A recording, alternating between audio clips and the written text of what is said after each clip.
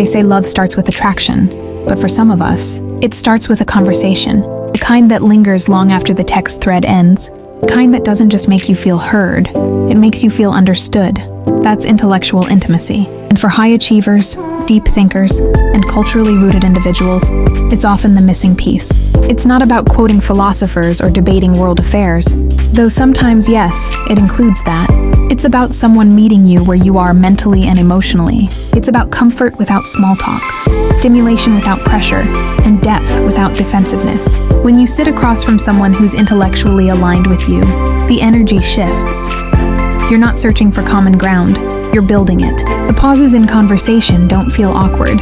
They feel rich. You're curious, challenged, supported.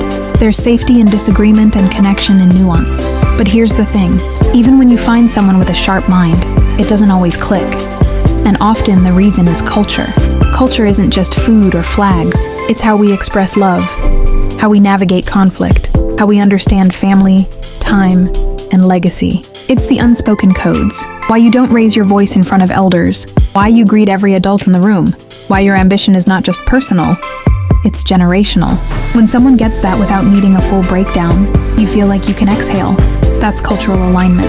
That's what transforms a smart conversation into a soul-level connection. Because being with someone who doesn't share, or even respect, your cultural rhythm can feel like constantly explaining your existence. And that wears you down. Not intentionally, not maliciously, but slowly. You start translating your truth instead of living in it. It's the subtle moments, like having to explain why your parents' approval matters to you, or why you pray before decisions, or why you value legacy over lifestyle.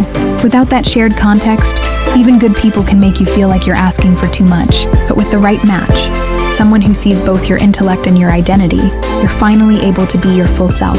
You challenge each other, not as opponents, but as partners. Your late-night talks don't just fill time, they build trust.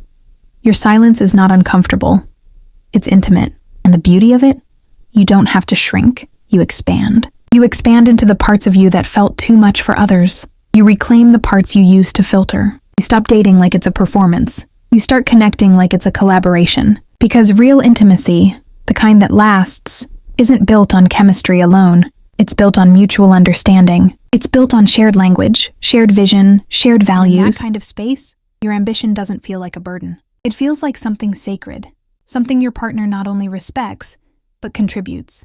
That's what it means to find your cultural and intellectual match. It's not about perfection, it's about alignment. It's about being seen and still chosen. Fully, without needing to explain or perform. So if you've been told you're too deep, too driven, too complex, you're not. You're just not in front of the right person yet. Don't lower the bar. Raise the frequency. You deserve a relationship that doesn't just complement your lifestyle. It complements your mind, your culture, your vision. That's why platforms like Foyer exist. To create space for professionals, creatives, and cultural connectors to find each other on purpose. Not just to match, but to align. Because love isn't just about finding someone to do life with. It's about finding someone who sees your mind, respects your roots, and wants to build something real. With you. Visit foyer.com to start dating with depth, purpose, and cultural clarity. This is the art of intellectual intimacy, and once you've felt it, nothing else will do.